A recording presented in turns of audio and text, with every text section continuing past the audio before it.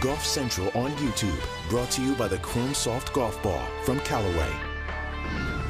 Welcome to your Golf Central update. I am Matt Adams. Let's take a look at the leaderboard of the Dana Open presented by Marathon. At 19 years old, Lucy Lee sits atop of that leaderboard on 10 under par, 10 of 14 fairways today, only 25 putts, 14 of 18 greens in regulation. After she finished up with that two-shot lead, she met with the media. All right, here with Lucy Lee, right now the clubhouse leader at 10 under after day 2 at the Dana Open. Lucy, just firing on all cylinders today. What was working so well for you out there? Yeah, I was hitting it really good today, and also yesterday I just got a few more putts to drop today. I made a few good par saves on my back 9, so that really kept the momentum going. You got a couple of awesome birdies there in your first 9 holes.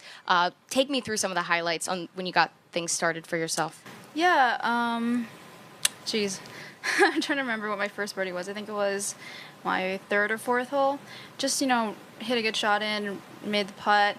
Kind of the same story with all my birdies. I think probably the best shot of the day was my last birdie, which was the hybrid into 6.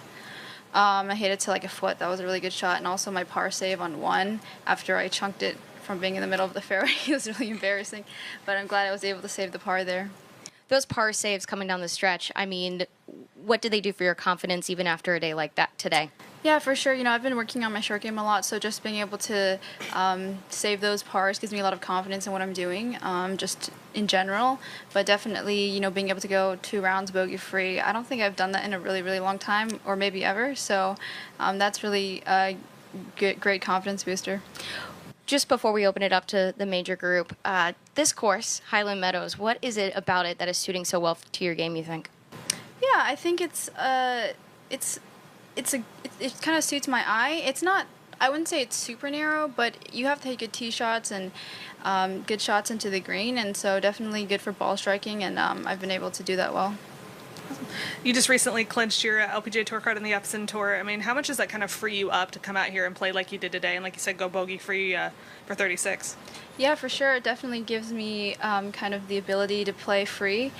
Just knowing that I have status next year and kind of focusing on some other goals for me, playing in some more LPGA starts and stuff like that. So definitely gives me a lot of confidence. You're a player that burst onto the scene at a really young age, and obviously you're been a professional for a while now. How have you tried to stay patient and maintain your expectations as you're working your way to the LPGA Tour, and now you finally got there? Yeah, for sure. I mean, I think initially when I first turned pro, I kind of struggled with that, staying patient, especially the first year, being a little bit unlucky with COVID, kind of slowing me down. But, I think the main thing, the number one thing for me why I'm playing better this year was the ability to kind of just, when you're on the course, just kind of forget about everything and just play your golf. I mean, it's, a little bit tough for me because I was so young, but someone called me old this week, which is tough. But just being able to focus on playing my game and not think about the past or the future doesn't really matter when you're out there. So that's definitely huge. How much? I mean, kind of along those same lines of being free since you already have your card. I mean, you've already won twice this year. You top 10 last week. Do you feel like being in contention on the weekend, you might be the 36-hole leader, that the nerves won't be as much as they might otherwise be?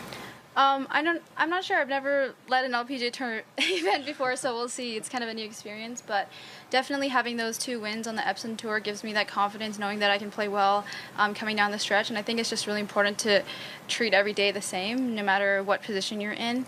That's number one key for me.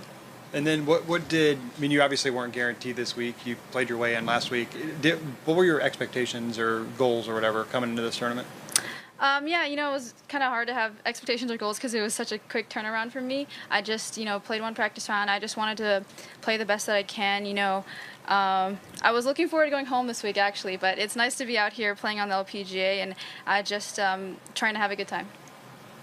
Just one thing about, it has been kind of a crazy schedule for you. I mean, we saw you in Northern Ireland. We saw, as you said, as Kyle said, the top 10 last week. What was last week like for you to go from here to go to there to here and still kind of carry the momentum you've been carrying all season?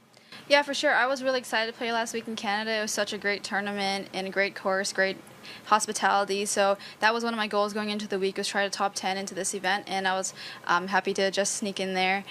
So just, kind of try to keep it going and keep doing what I'm doing.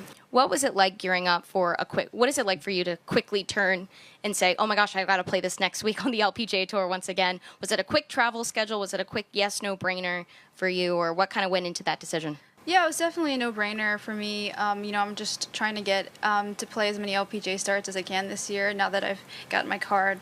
And so definitely was an easy decision for me. I just knew that I'd have to, number one thing was to be rested. And so, I took Monday off, played 18 on Tuesday, and then just practiced on Wednesday. So I think that's really key.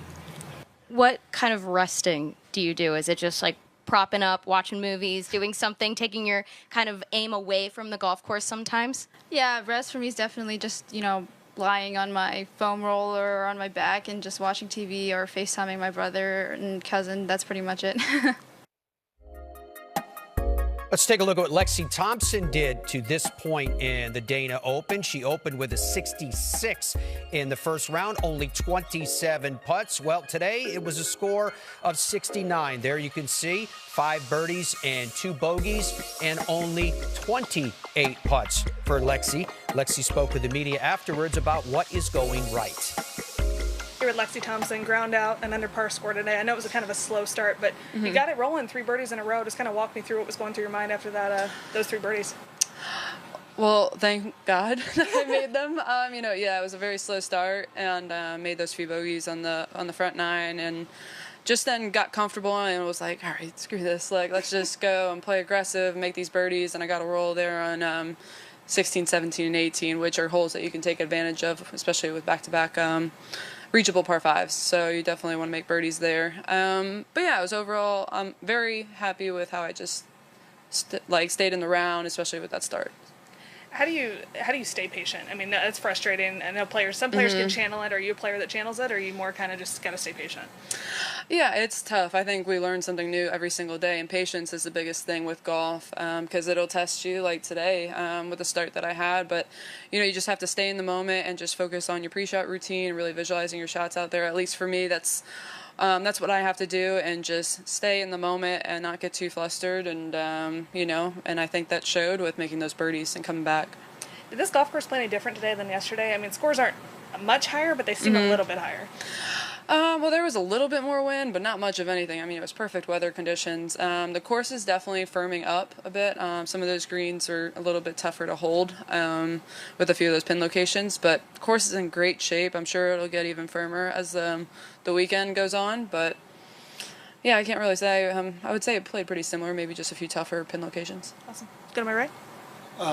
You're one of the best players in the world, obviously. So you play well at most courses or whatever, but it seems like you're always in contention here. Mm-hmm. Well, is there something that fits your eye, something with the course that you like?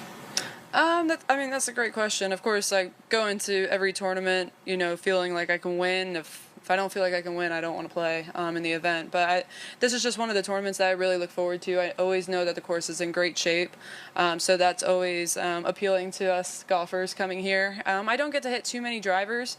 It's basically just giving myself the best opportunity from the fairway and getting those wedges to mid-irons in. All right, let's get you ready for all the golf coming at you tomorrow. It starts at 7:30 a.m. with the DP World Tour, and we'll take you all the way through Golf Central pregame, Dana Open, Korn Ferry Tour Championship, and then wrap it up with Golf Central. That was your Golf Central update.